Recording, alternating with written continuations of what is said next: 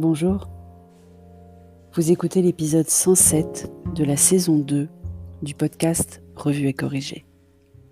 Cet épisode est tiré d'un billet du blog publié le 12 mai 2021 et s'intitule « Le syndrome de la page blanche ».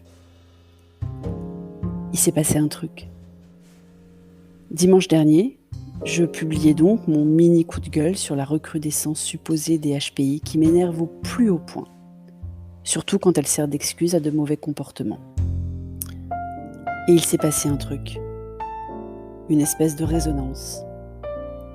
Le billet a cartonné. Vous avez retweeté, commenté, partagé, mis en exergue. Et j'ai eu plus de lectures de ce billet que tous ceux publiés depuis le début de l'année réunis, ou presque. Alors la pression est à son comble. Tous ces nouveaux lecteurs et followers sur Twitter ou Instagram qui ont probablement des attentes fortes sur le prochain billet. Tout ce que je voulais éviter en écrivant ce blog en fait, ou en enregistrant ce podcast. Parce qu'à la base, c'était un exutoire à une période bizarre, une façon de gérer mes questionnements, mes doutes, et certes un peu aussi mes coups de gueule, mais de les partager à une fraction très limitée de la population.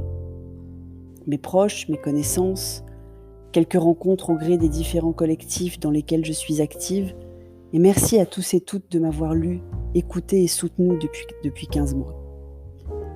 Quelques tweetos qui m'avaient découvert par hasard, mais un à la fois. Alors là, c'est le trac absolu. Est-ce qu'il faut que je tire de cet épiphénomène une ligne éditoriale pour plaire à tous ces nouveaux lecteurs ou auditeurs ? Et dans ce cas, faut-il que je parle des HPI ? Parce que, à part mon expérience personnelle, je n'y connais pas grand-chose. Je ne crois pas d'ailleurs qu'on puisse vraiment tous nous mettre dans un seul sac. Ou alors est-ce qu'il faut que je pousse d'autres coups de gueule ? J'ai pourtant l'impression de le faire et de plus en plus, vous devriez pouvoir retrouver plein d'épisodes où je le fais. Et puis surtout, je deviendrai partie prenante de la polarisation inquiétante que j'observe et qui m'énerve, et on en revient au coup de gueule. Alors je crois que je vais plutôt savourer ce petit pic inattendu de mes vanity metrics, sans chercher à le prolonger. Parce que je n'écris pas pour ça. Je n'enregistre pas pour ça. Même si je dois avouer que le shot de dopamine reçu, en particulier un jour d'anniversaire gris et pluvieux, en plus de semi-confiné, était quand même bien agréable. Mais je ne céderai pas à l'appel de mes neurotransmetteurs. Tout au plus, j'ai utilisé les chiffres ahurissants pour culpabiliser Cher et Tendre qui ne me lit plus depuis un certain temps. Ça n'a pas marché. Au moment où je m'enregistre, il n'a toujours pas lu le billet si couru. Il aime bien aller à contre-courant, Cher et Tendre. Et puis la dopamine, c'est le degré zéro de la pensée profonde.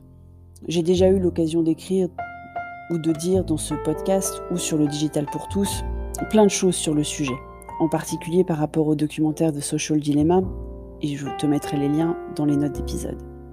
C'est le système 1 de notre cerveau à l'œuvre dans toute sa splendeur, avec ses dérives possibles, et ça aussi je t'en parlais dans un de mes épisodes. Mais la tentation est grande, je l'avoue. Mais si je pense ne pas être mauvaise pour surfer sur le zeitgeist en ce qui concerne mes clients, j'ai toujours été plutôt incapable de m'occuper de moi avec autant de discernement. Un problème courant, je sais. Je suis loin d'être originale sur un grand nombre de sujets, celui-là compris. On parle de quoi alors ? Il est trop tard pour ce billet, je crois. Il va falloir que je me creuse les neurones pour les prochains sujets. Si vous pouviez commenter ici sur Twitter, en MP, pour vous qui me connaissez, vous m'aideriez grandement. Parce que là, la seule idée que j'ai en tête, c'est que je préfère me dire que je n'essaie pas de vous plaire, histoire de ne pas être déçu de ne pas y arriver. Et je trace donc une ligne droite directe du syndrome de la page blanche au syndrome de l'imposteur. Mince alors, je ne me pensais pas si prévisible. Merci de m'avoir écouté. Si vous appréciez ce podcast, vous pouvez me remercier en passant sur mon Buy Me a Coffee, les liens sont dans les notes d'épisode. Si vous écoutez sur Apple, surtout laissez un commentaire avec vos 5 étoiles, c'est très important les commentaires. Et sur toutes les plateformes de balado-diffusion, abonnez-vous et partagez. À bientôt.